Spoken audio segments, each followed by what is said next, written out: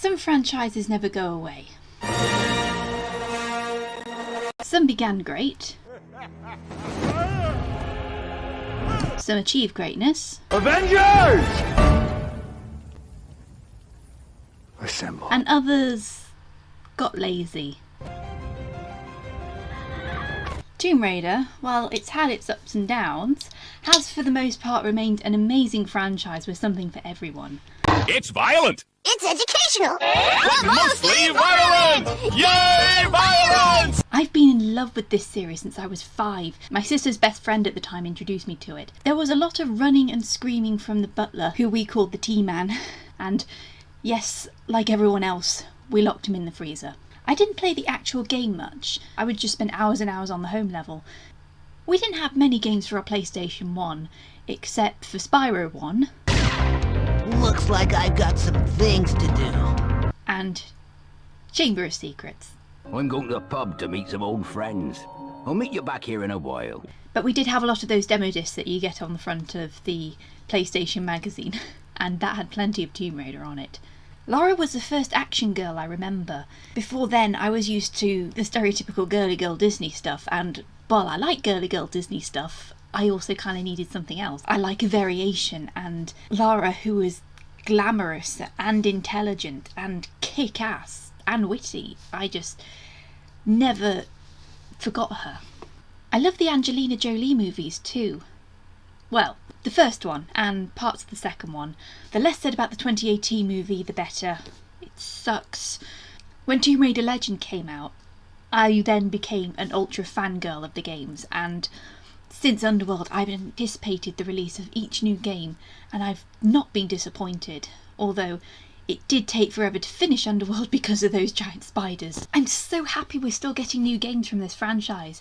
I'm working on some other Tomb Raider projects, as well as my 6 Wives on Screen series, as we go through 2021, which is the 25th anniversary of the Tomb Raider franchise. And recently, there's been a new announcement that the next game that's coming up will unify the 3 timelines. I don't know how the guys at Square Enix and Crystal Dynamics are going to do it. Personally, I'm hoping for some sort of Into the Spider-Verse thing where all 3 Laras join up in one and team up and fight someone, possibly Natla.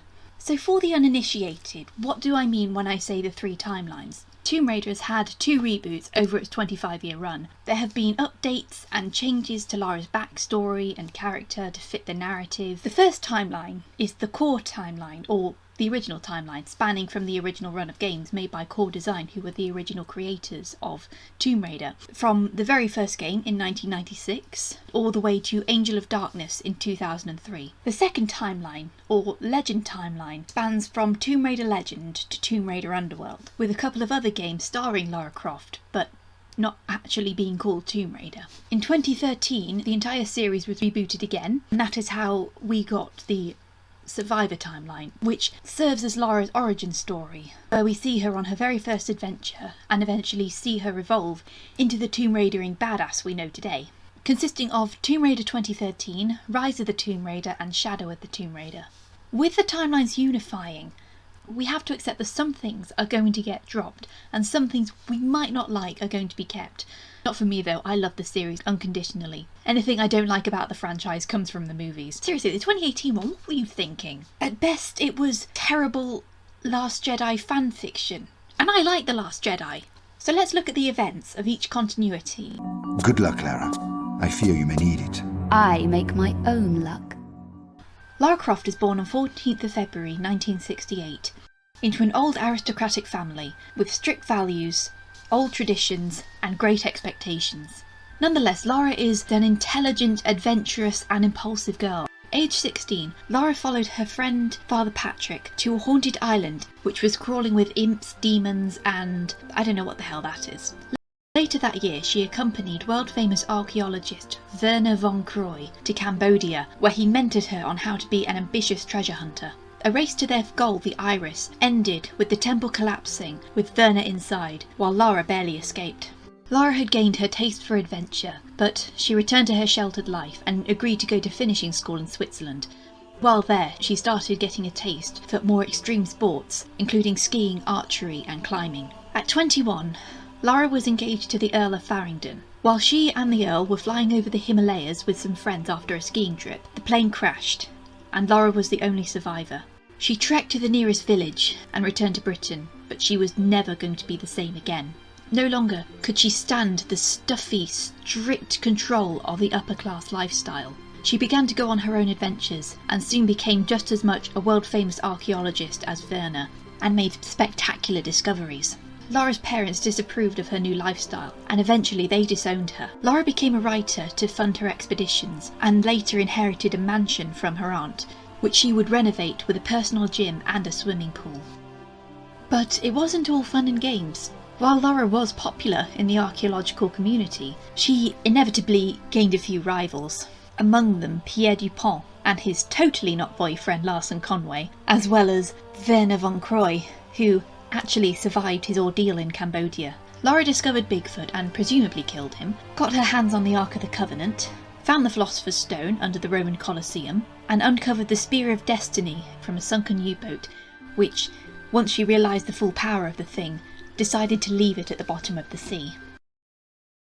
What's a man gotta do to get that kind of attention from you?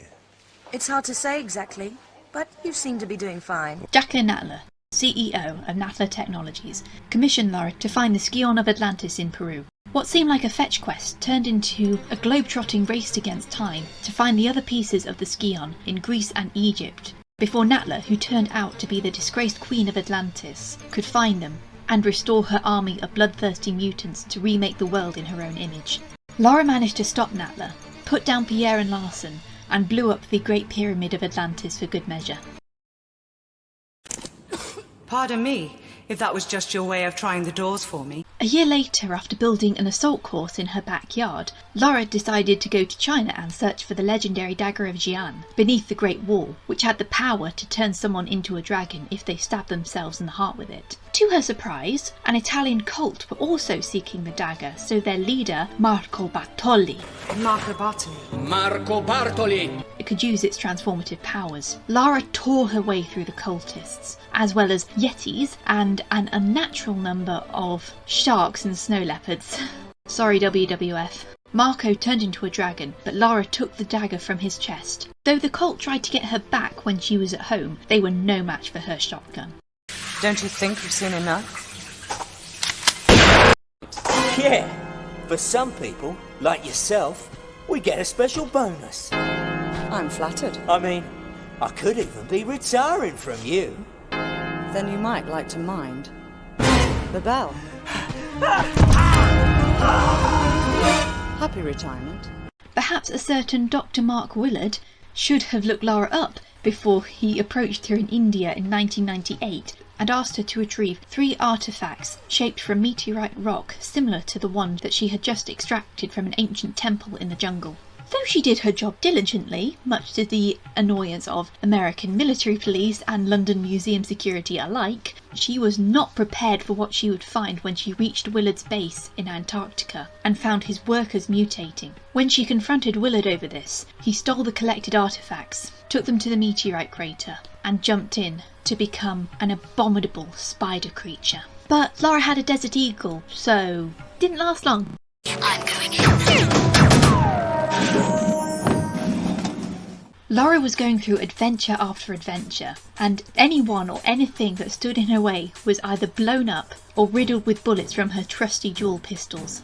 Lara's rivalry with von Croy came to a head between 1987 and 1999, after she broke into his headquarters in New York and stole the iris artifact back from him, which was probably hers depending on who won that race.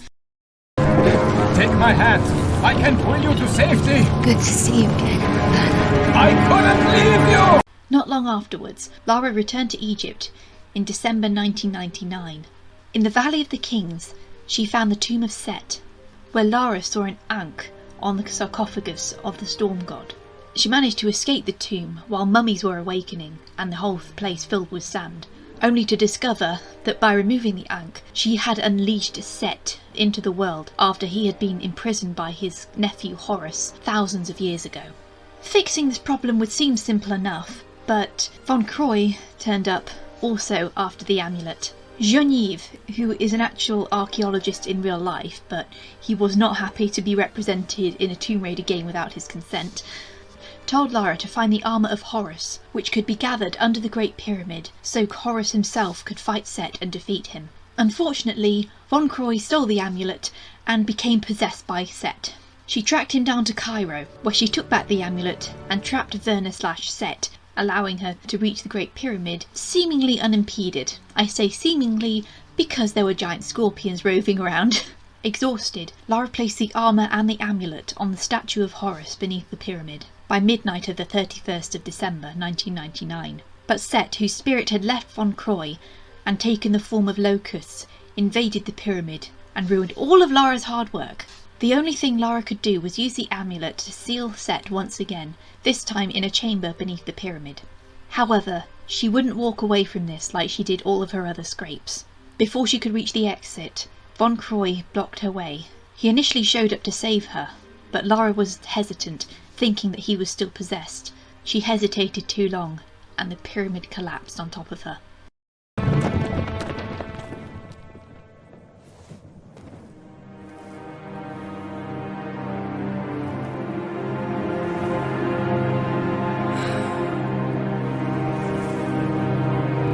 The path she chose was the path she loved, and for this we should celebrate, not grieve. All of Lara's friends believed she was dead. A memorial service was held back in Britain, and a statue was erected. Only Von Croy believed that she was still alive, and he led an excavation of the Great Pyramid. Eventually they found something. Lara's backpack. Lara managed to escape the pyramid under her own steam, and was taken in by a nomad tribe who restored her to strength. Though Von Croy eventually found her, Lara was a changed person, and they went their separate ways. In other words, he walked away and left her. Lara became a recluse after her time in Egypt. Though she exercised daily back home, she didn't keep up to the same standards she had when she was out adventuring, that let her bust down doors and pull heavy weights with ease. There is a great darkness ahead of you, Lara. Remember the amulet and use your strength wisely. You are ready. Where are you? Where I have always been. Remember the amulet. It is my destiny to bring hell on earth. You are nothing to me. Do you know, it's going to be a real pleasure to shut you up. 3 years later, Werner von Croy contacted Lara and asked her to come to Paris, babbling with fear, so she said. She came, reluctantly. She wasn't over her grudge after being left behind, and she reacted with apathy when Werner asked her to help him find 5 obscura paintings. He was terrified of the client who had commissioned them, and there was a serial killer running around Paris at the time, named the Monstrum. Lara refused to help. Seconds later, Werner pulled out a gun, and the next thing Lara knew, she was standing over Werner's dead body with his blood on her hands. Lara fled the authorities and managed to track down Werner's contacts, who pointed her towards an archaeological dig beneath the Louvre. Blowing her way in, just like the good old days, Lara discovered a spectacular tomb full of armoured skeletons and fiery pits. Though Lara wasn't as strong as she used to be, by the time she had taken the 4th obscura painting and flooded the tomb, she rose stronger than she had been in years. Sadly, a creepy stranger pulled up and nicked the painting before she could leave. Then she got knocked out before she could get it back.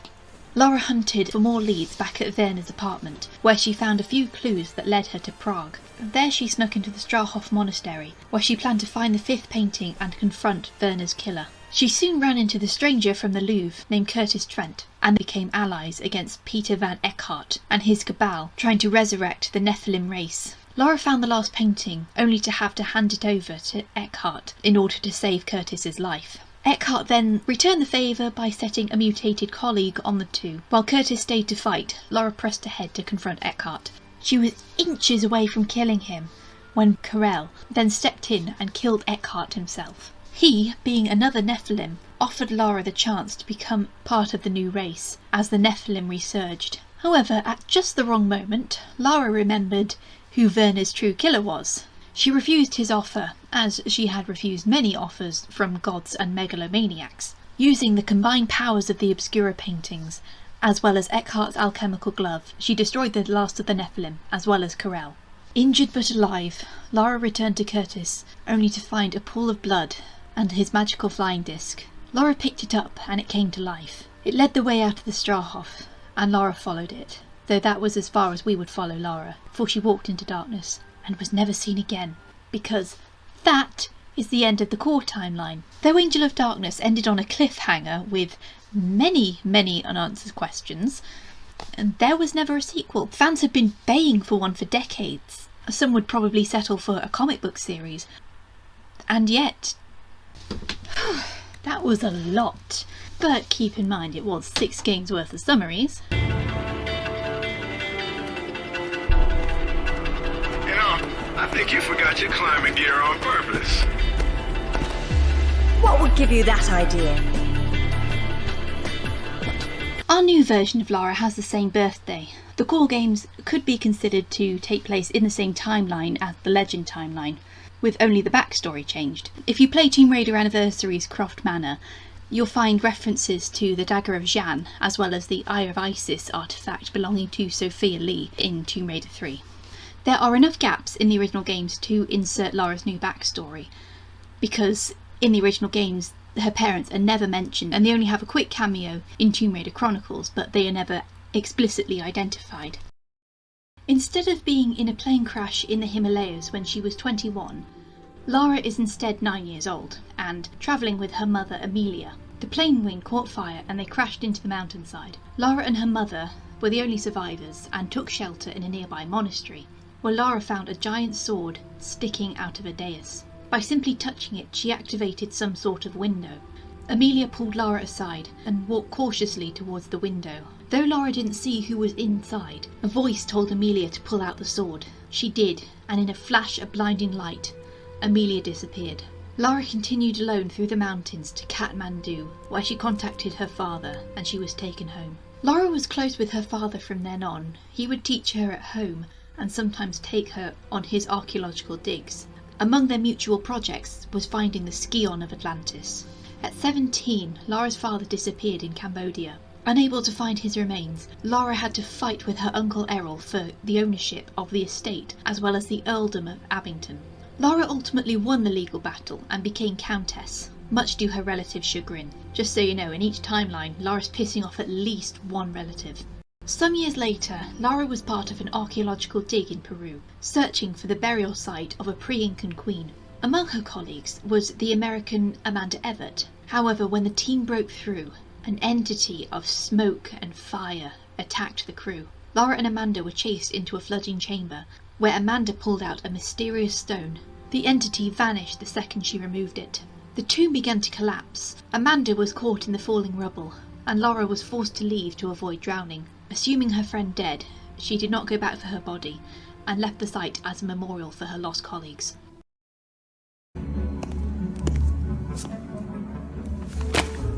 Now what's a man gotta do to get that sort of attention from you?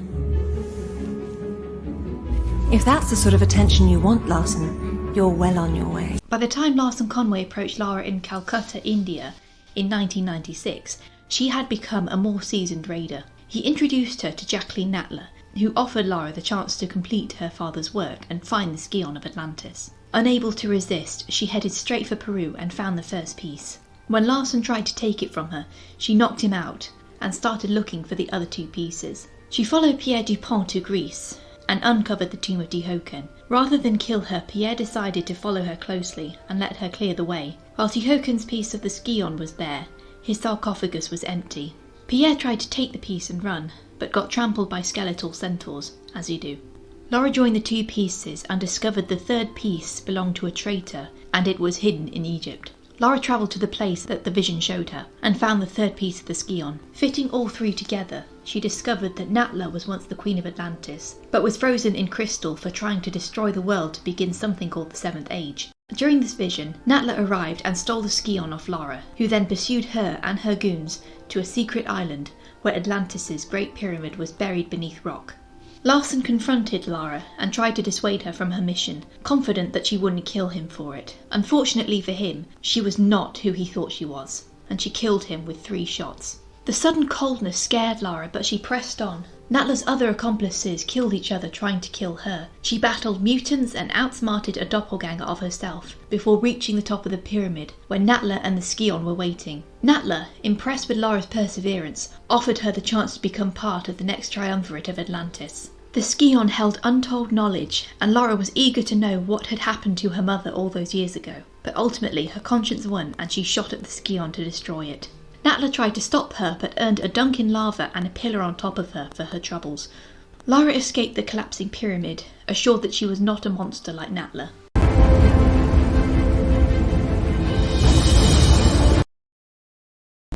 Isn't that what it's all about? Why we dig up the past? To understand it? 10 years later, Lara's friend Anaya told her of an ancient ruin in Bolivia that had a stone dais much like the one Lara and Amelia found in Nepal. By now, Lara was back at her peak, depending on if you want to add the games from the original timeline.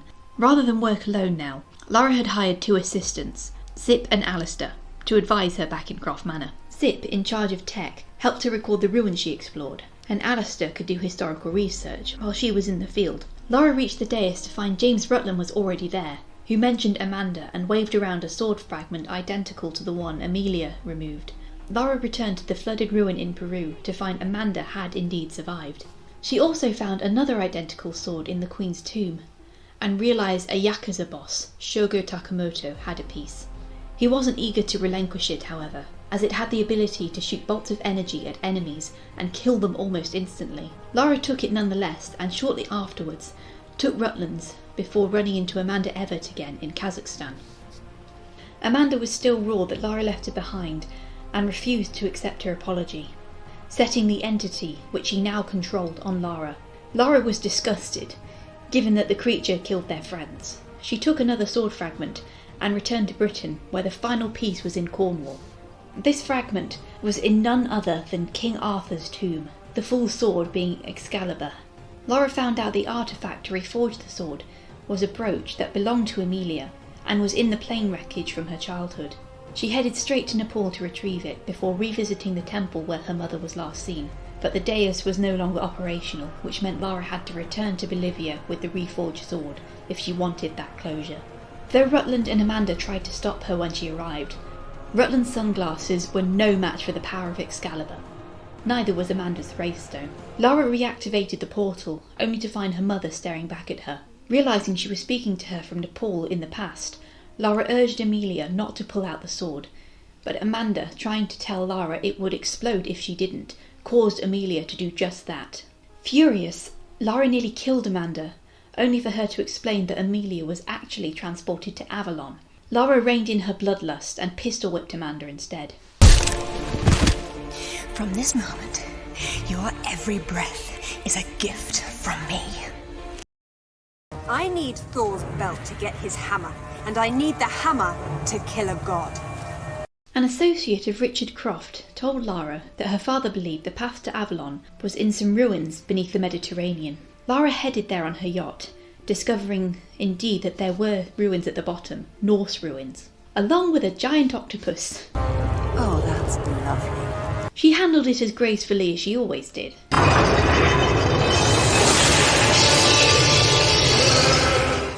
But when she found a gauntlet belonging to Thor, Amanda's goons showed up and held her at gunpoint to steal it. Though given Lara had already put on the gauntlet, it could only be used by her. Not even death could unbind it. Lara gave chase and found Amanda on a freighter.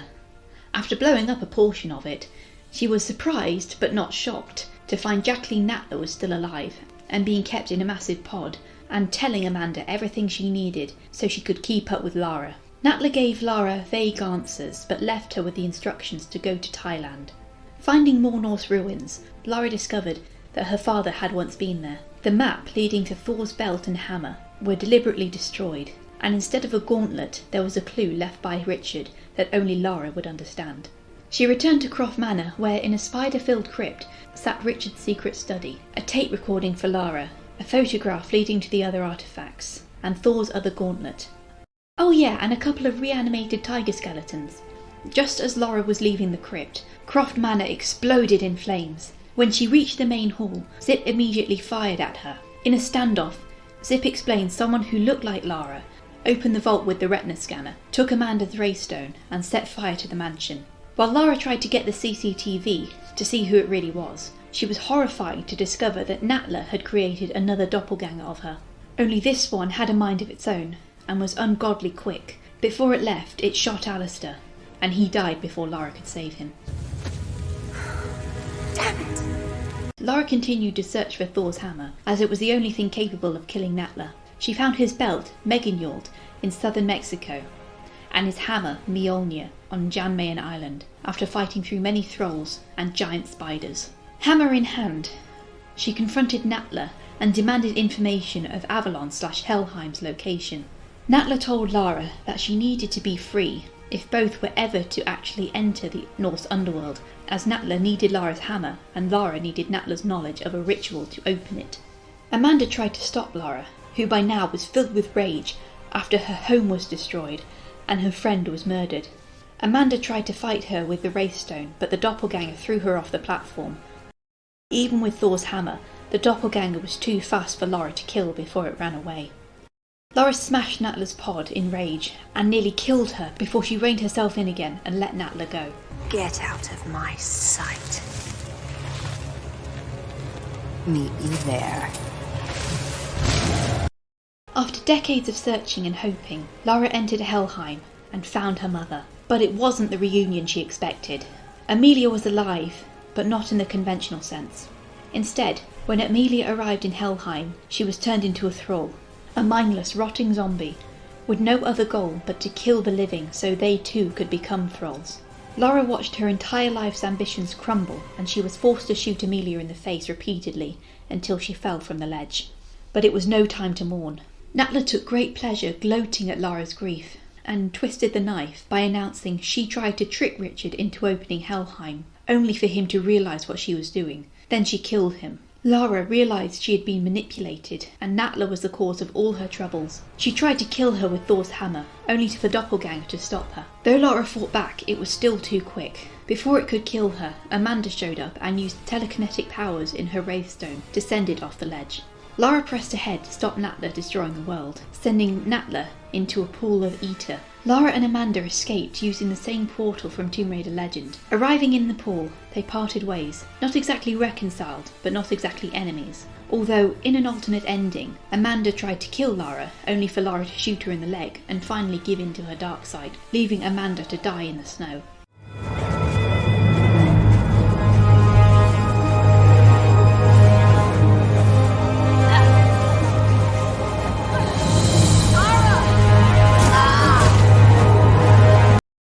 Meanwhile, Lara's doppelganger, who survived the fall, found an injured and mutilated Natla at the stone dais, furious that Lara had managed to escape. Natla, it turned out, could manipulate the doppelganger with the words. The doppelganger took Natla to an unknown location where it was created, so that Natla could heal. She told it to kill Lara, and then itself, which didn't make it happy, but it was unable to disobey.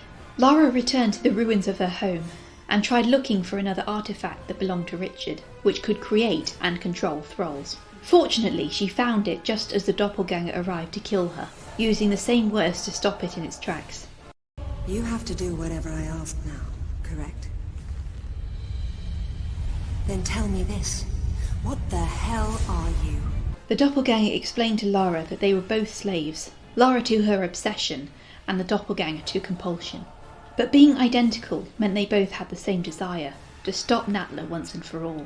Lara freed the doppelganger from ever being controlled again and never take another order from anyone, and instead of commanding, asked it to make sure that Natla suffered. It returned to Natla and destroyed the machine she was in, watching with delight as the former Atlantean queen drowned and dissolved in a rising pool of ether. I would include Guardian of Light and Temple of Osiris, but seeing as they're not under the Tomb Raider banner or have the same platforming mechanics, I'm not sure if I should. The storylines are basically the same. Lara goes to find a thing, rival takes thing, evil god gets released, solve puzzles to stop evil god. Personally, I prefer the Legend trilogy ending on this darker note, with Lara's doppelganger grinning maliciously at watching Natla die. It's a great hoisted by your own petard villain death, where Natla once admired and encouraged Lara's dark side, only to be betrayed and defeated by its manifestation. thanks to one thing Lara has that Natla doesn't understand: compassion. And now we take all that backstory and change the hell out of it. I'd finally set out to make my mark, to find adventure. But instead, adventure found me. I mean, I commend the Survivor trilogy for trying to take the series in a new direction. Yes, it took a lot of inspiration from the Uncharted series, which itself was heavily inspired by Tomb Raider. But after Underworld came out, I was seriously worried that we weren't going to get any more games. And say what you like about the Survivor trilogy, but it did keep Lara in the mainstream. Otherwise, the 25th anniversary of Tomb Raider would probably be celebrated by a handful of dedicated fans. Not only does it give Lara a chance to be more humanised, and I'm sorry if I'm getting political here, but I don't care, it also questions the ethical implications of archaeology. Where, while Lara at first goes in thinking, I need this, I can take it, then finds the extreme of that in Trinity, who are a manifestation of colonial oppression on indigenous races, and nowhere is this more prominent than in Shadow of the Tomb Raider, which we will get into. But it also shows how one person can indeed make a difference and inspire change, especially against such a patriarchal sect as Trinity, and how eventually ancient organisations create their own enemies. Anyway, this timeline has been moved forward, so now Lara's birthday is on the 14th of February 1992. Once again, her parents were Richard Croft and Amelia de Mornay. The union was an unconventional one, as Amelia was meant to marry the Earl of Farringdon. Sound familiar? But fell in love with Richard Croft's enthusiasm and admiration of her art.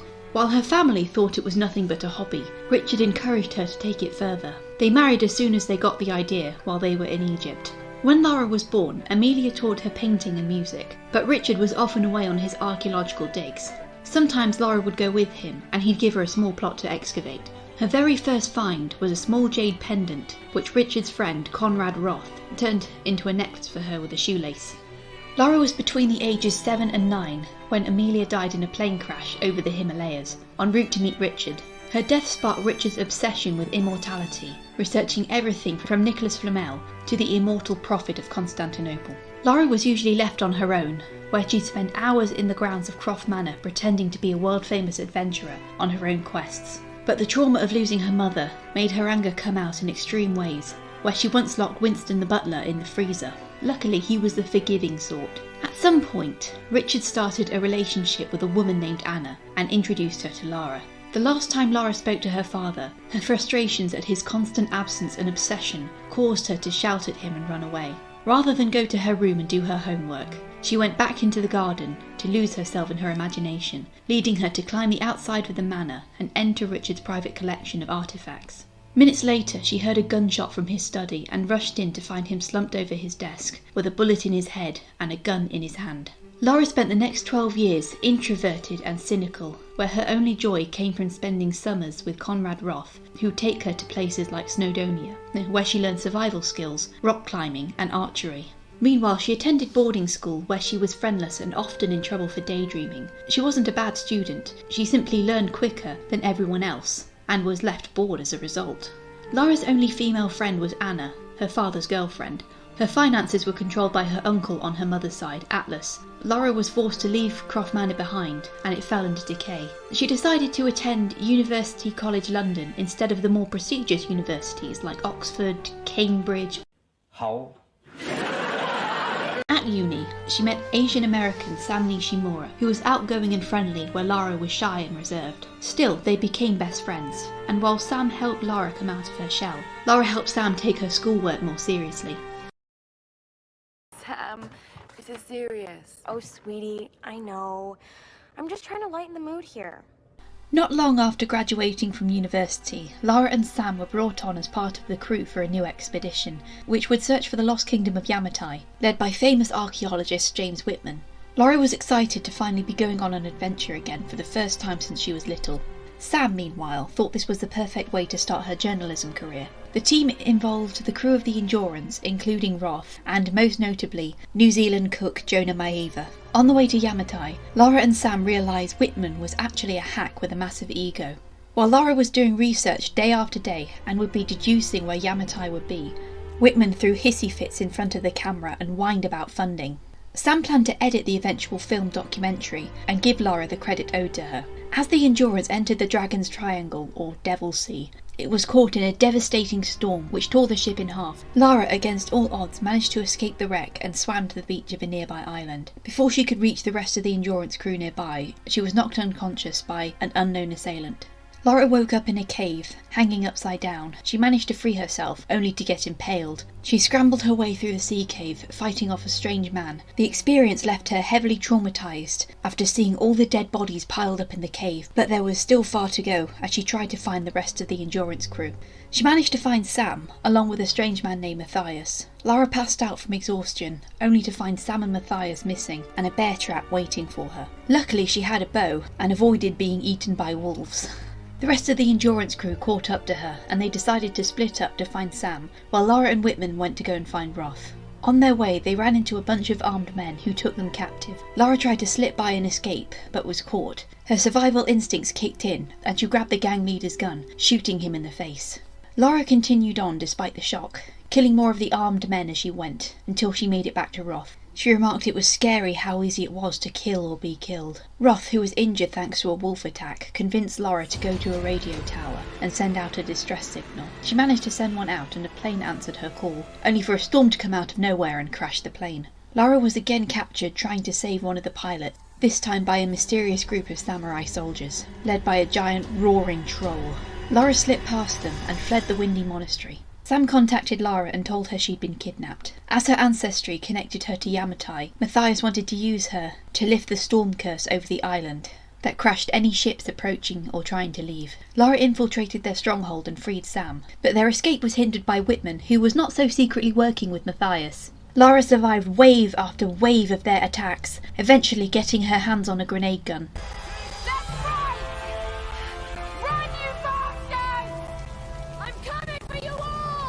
By then, she'd had enough. No longer was she fighting to survive. This was sheer bloody revenge. Roth managed to save Lara from the burning palace, but the helicopter that had arrived to help the Endurance crew crashed. Matthias tried to kill Lara while she was injured, but Roth took the killing blow and died. In his final breath, he assured Lara that she was a Croft, and she would survive. Lara and the Endurance crew cremated Roth's body and rendezvoused on the beach where they originally washed up. Whitman caught up to them and pretended to have escaped Matthias. Lara didn't buy his story for a second, but she was overruled. She explored a nearby tomb belonging to a samurai general, who revealed the body of Yamatai's queen needed to be destroyed if the curse was ever to be lifted. Whitman kidnapped Sam before she could return, and she was forced to go back to the monastery to save her. Whitman was killed in a diversion so Matthias could drag Sam into the temple. Lara found her way inside, and fought her way through the Queen's storm guard before discovering the Queen's spirit intended to take possession of Sam's body and live again. Vessels. It's not transferring power, it's transferring a soul. All these queens, they're all you, Himiko. First and last. Oh God. And now you want Sam. Well, you're not getting her. Lara climbed to the very top of the monastery where Sam was about to be sacrificed, and killed the giant Oni creature that guarded the monastery. Matthias tried to stop her with brute strength, but she used quick thinking and a pair of pistols to shoot him off the ledge, plunging him to his death. Lara then destroyed the Queen's body, lifting the curse, and the last 4 members of the Endurance crew then finally left the island. They were picked up sometime later, and Lara, having recovered her journal from the Endurance wreck, looked at some notes and determined that she was not going home.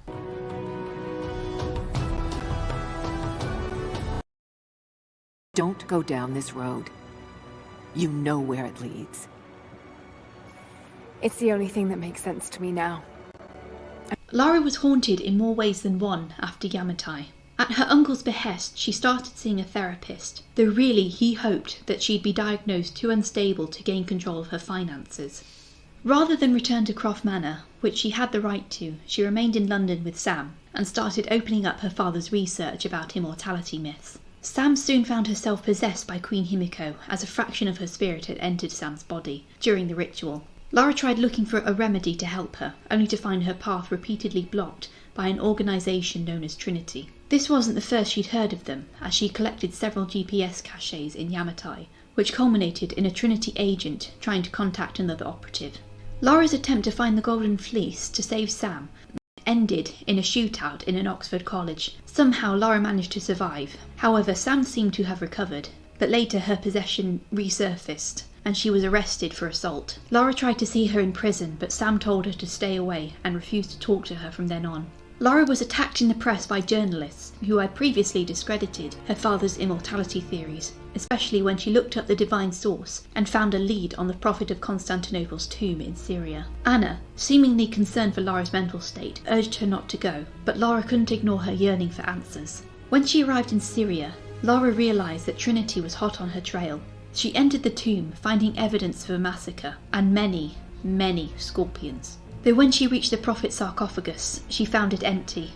Trinity arrived, and she confronted their leader, Constantine. He was angered to find the divine source wasn't there. Lara managed to blow up the tomb before he could kill her. Lara returned to the dilapidated Croft Manor for further research. She was more or less squatting in her own home, sleeping on the sofa outside her father's study. Her uncle Atlas gave her one last demand to give up ownership of the manor, as there was no trace of a will left by her parents or evidence of her mother's remains. Lara searched the manor, but couldn't find a will. Instead, she uncovered Richard's hidden study in the cellar, which pointed towards a secret crypt where Amelia was buried. Lara found a letter from her mother, along with proof of her mother's early remains, allowing her to keep the manor.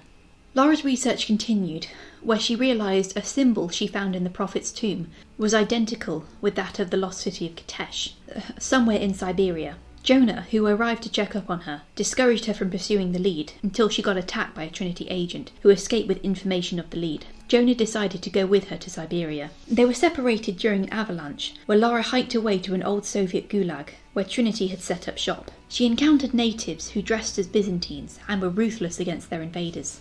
If I see you again, I'll put an arrow in your throat.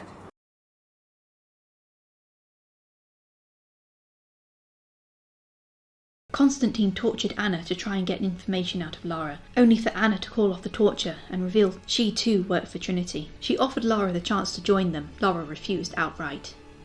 Is that a no? It's a no way! The betrayal left Lara furious and unwilling to trust the prisoner she met soon after. He introduced himself as Jacob and convinced Lara to release him. They managed to escape the gulag and made their way under the mountain to the native settlement in a geothermal valley. Trinity tried to attack them, and Lara helped defend the village, realising her desire to get the divine source before Trinity and need to stop Trinity from slaughtering the natives were pretty much the same thing. After fighting them off, Jacob's daughter Sophia pointed Lara towards an atlas in the ruined cathedral, which was crawling with the Prophet's deathless army, slaughtering Trinity's soldiers left, right and centre. Lara found the atlas and escaped the cathedral, reuniting with Jonah en route to the observatory. Jacob showed her how to use the atlas, where Lara realised the divine source was beneath the glacier. At that moment, Trinity tried to make a grab for the atlas, taking Jonah with them. Lara couldn't leave him behind and went after him. She freed more of the prisoners, but couldn't save Jonah before he got stabbed by Constantine. After fighting off the rest of the guards, Lara and the natives carried Jonah back to Jacob, who healed him almost instantly. This, coupled with the fact that Jacob quickly recovered from an earlier gunshot wound, revealed to Lara that he was actually the immortal prophet. He urged Lara to destroy the divine source, as immortality was a curse, not a gift. Lara journeyed under the glacier, facing off against more deathless soldiers. Trinity blasted through the ice and made a beeline for the divine source. Lara faced down Constantine after shooting down his helicopter. She stabbed him in the chest and left him broken, but he managed to tell Lara that Trinity killed her father. Lara then stabbed him in the throat with an arrow. She finally caught up to Anna in the Chamber of Souls. Surrounded, there was no chance of leaving the chamber alive. Anna, who was suffering from a terminal illness, tried to use the source to gain immortality. She shot Jacob before he could stop her, but Lara managed to grab it and smash it into pieces. The Deathless, now without their immortality, vanished into dust, while Jacob thanked Lara for ending his people's struggle before he too crumbled away. While Anna and Lara left the city and headed back to the valley, Lara confronted her about her father's death. As Anna had said, another Croft doesn't have to die for the divine source. Struck with the realisation that her father was in fact murdered, Lara believed Anna must have done it. Anna denied it, but before she could verify the murderer, she was shot by a sniper. It's done. Good. What about Croft? No. Not yet. Lara officially moved back into Croft Manor, now free to govern her own finances. She decided to dedicate her life to ending Trinity's reign of terror and make the right difference. With Jonah, she took down cell after cell. I listened to his last tape 1,000 times, but it's as if I was hearing my father's words only now, for the first time. It doesn't matter what choices he would have made, I have to make my own. Keep in mind here, I haven't read the Dark Horse comics, so I'm not sure where this whole Sam/Himiko thing goes after that. Sometimes I feel like I have to keep going, and if I don't, then I'll just let everyone down. In Cozumel, Mexico, Lara and Jonah tracked another cell that was looking into an underground temple. Lara realised their leader, Dr. Dominguez, was actually the leader of Trinity. She found her way into the ruins and found it hosted one of 2 sacred Mayan artefacts, the Key of Shak-Shel. A mural warned that removing the key would cause many catastrophes, the first of which being a tsunami. Lara had to make a quick decision. She could take the Mayan dagger and potentially trigger the apocalypse, or let Trinity take it and let them cause unknown suffering. She took it. Minutes later, she came face to face with Dominguez, who took the key and left it behind, as a tidal wave swept into Cozumel and caused devastating loss of life. Lara managed to find Jonah and tried to convince him to go after Trinity at once. Jonah refused until they had helped out the tsunami victims. No one is safe! Not if he gets the box first! I have to go! I'm the only one! You're the only one that can what? You don't know that you caused all this, Lara! Not everything is about you! A few days later, Lara and Jonah flew over the Amazon, where they tried to find another clue. The plane was caught in a storm. Another catastrophe warned on the mural. Lara survived the crash and fought off a couple jaguars. She found Jonah, who had also survived, and they made their way to a nearby village, Kuakyaku, where a local mechanic, Abby, told them of an Incan temple with Mayan glyphs. Lara discovered a pathway under the temple, which led through the mountains and into a Mayan city frozen in time, with a thriving indigenous population who had no knowledge of the outside world. The city, Paititi, or El Dorado, was secretly under Trinity rule, though they paraded themselves as the cult of Kukulkan. Lara was fortunate to run into the rebel cell in the city, led by Queen Unuratu. Unuratu decided to help Lara find the box of Ixchel, which could be used with the Key of Shak-Shel during the approaching eclipse to restore the sun and prevent the apocalypse. Unuratu deduced that it was in a nearby temple at the bottom of a cenote, but was captured before she could accompany Lara there. Inside the temple, she found it crawling with feral, humanoid creatures that killed and ate intruders on sight. When she reached the altar where the box was located, she found it missing, before being chased out of there by the creatures. She planned to free Unuratu so they could try and figure out where the box might be, using a stolen priest's uniform to reach her. Unuratu, who was destined to be sacrificed when the Key of Shak-Shel and the silver box of Ixchel were joined together, led Lara to the tomb of a former king, who saw the arrival of a Spanish conquistador, Andres Lopez. Lara found another riddle before Unuratu was shot in the back by Trinity Commander Rourke. No, not that one. Unuratu begged Lara to take her place as the sacrifice to save the world. Lara agreed before Unuratu died. The box. It will tempt you. Resist. We all create our destiny.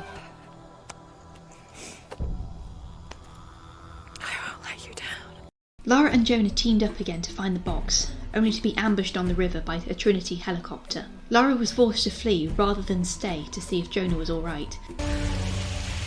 Well, look what I found. Don't move. Don't try. As the third disaster, an earthquake began to strike. Lara made it to an old oil refinery, where Commander Rourke, no not that one, told her Jonah was dead. At this point, Lara had nothing left to lose. In the firefight, she let go of her restraint and attacked Trinity with everything she had. In the aftermath, surrounded by fire and dead bodies, she broke down, believing that she was making everything worse. She was relieved to find out Jonah was actually alive, and quickly realised that the riddle she found pointed to a nearby mission where the box was hidden in a secret crypt. But once again, Trinity came to crash the party. Lara was forced to relinquish the box in order to spare Jonah's life. In confronting Dr. Dominguez, he revealed that it was him who ordered the assassination of her father, as he was about to reveal Paititi to the world. Though Jonah tried to steal the box back, he failed, and the pair were forced to return to Paititi empty-handed. As the eclipse neared, Lara and the rebels decided to fight one last battle against Trinity. Lara would sneak behind the defences and act as a sniper, while the others would attack head-on. On her way, she found out the Trinity High Council were gathered to watch the ritual. She also came face to face with the leader of the creatures she met in the cenote. Understanding that, as the leader was to represent Shak-Shel in the ritual, Lara was to represent Ix-Chel. They formed a swift alliance, and Lara led the reinforcements against Trinity. Dominguez still refused to relinquish the box and the key. Lara pursued him while Shak-Shel and her army tore down Trinity's soldiers and slaughtered the High Council, leaving the foot soldiers with no leadership and unable to fight back. Dominguez activated the power of Kukulkan as the eclipse began. As Lara attacked him, she absorbed it more and more until he died in her arms. He asked her to protect Paititi, she promised, before the power of Kukulkan took a hold, and she was met with the tempting vision of her childhood, where her parents were alive and happy. Knowing it was a false image, Lara finally let go of her past and resisted the temptation. Shak-Shel then arrived so the sacrifice could take place. Lara accepted her fate and lay on the altar as Shak-Shel lifted the dagger.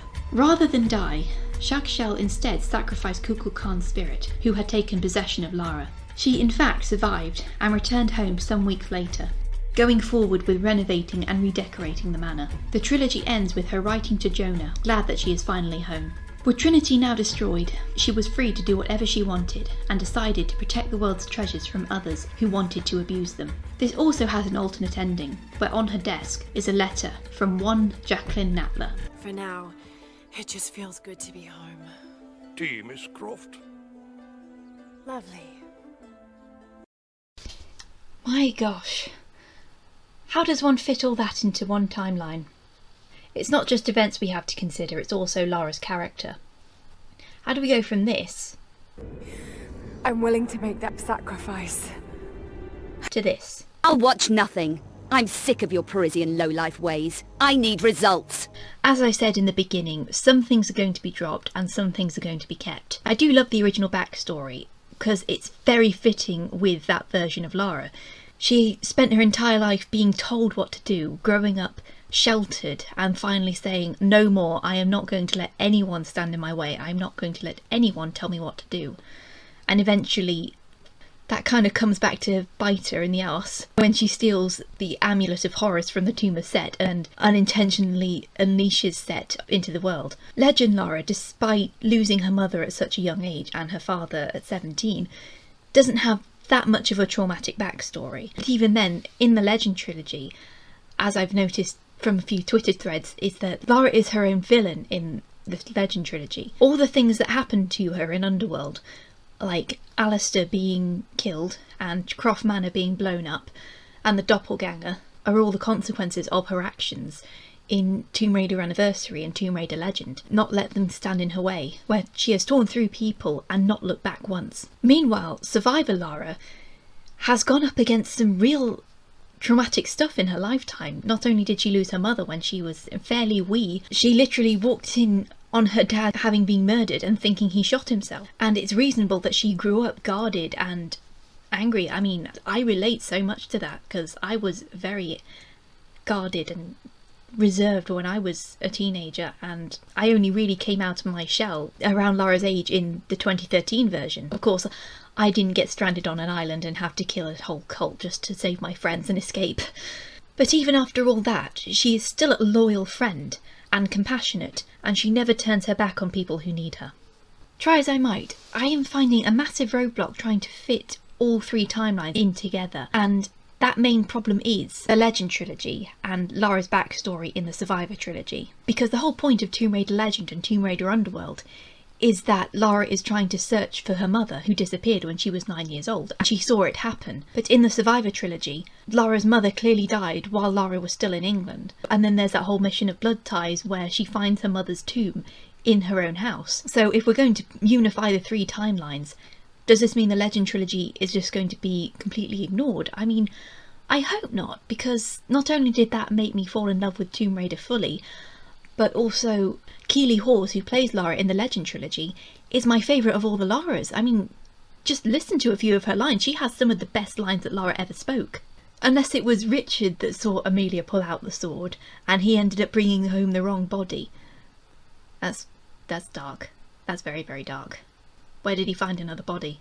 Also, there's another gap. If the core timeline and the survivor timeline are going to be put in the same canon, how are we going to account for the Black Isle level in Tomb Raider Chronicles? Because by the time Lara is 21, she is pretty much a cynic. She dismisses any theories of magic. Even in the Baba Yaga mission in Rise of the Tomb Raider, she completely dismisses the idea that it could be magic that Baba Yaga is using, and eventually reveals that it isn't. And yet this Lara is supposed to have followed a priest to an island populated with demons. Is she supposed to think that what happened on that island was a dream? Or did she forget about it? Or did she spend the next 5 years denying anything that happened or trying to justify the events? And then I have to wonder, how exactly does Lara doom the world twice? Okay, in Shadow of the Tomb Raider, remember, she takes the dagger and triggers the apocalypse. She nearly gets sacrificed for her troubles, but she fixes it, and she decides, I'm going to protect the world's artifacts from now on from people who would otherwise abuse them.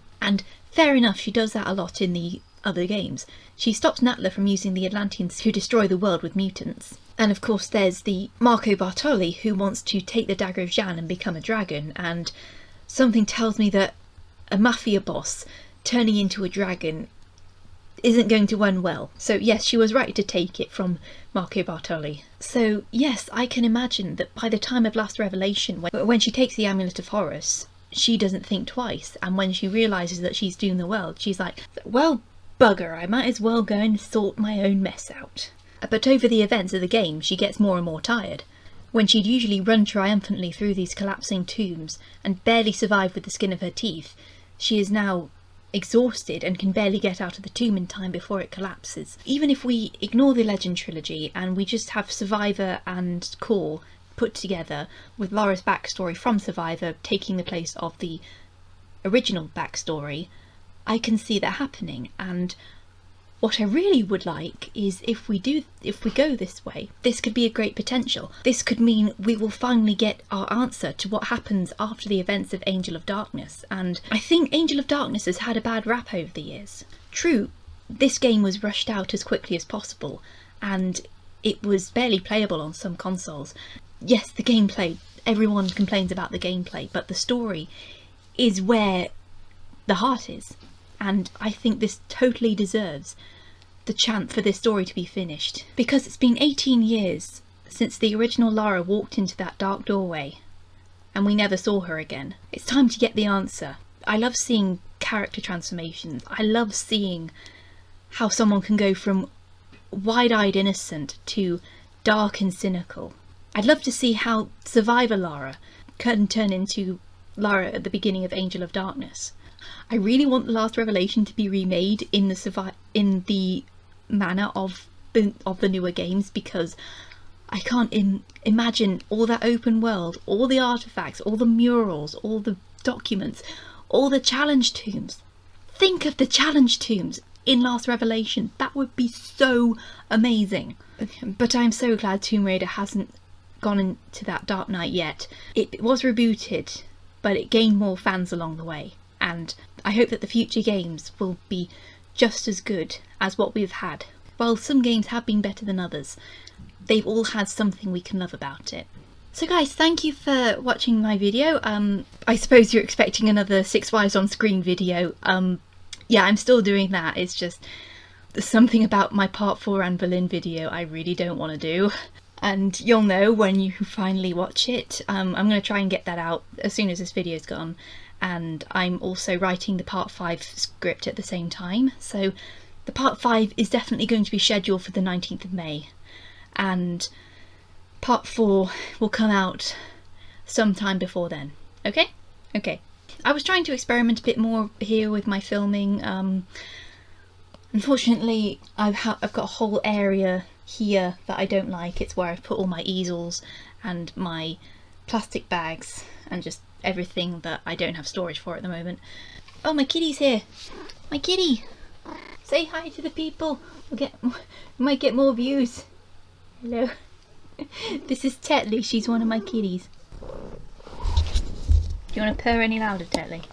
So I've got another Tomb Raider video essay coming up soon, and also if you want to see more of Tetley, please subscribe. She likes people, and she purrs very, very loudly.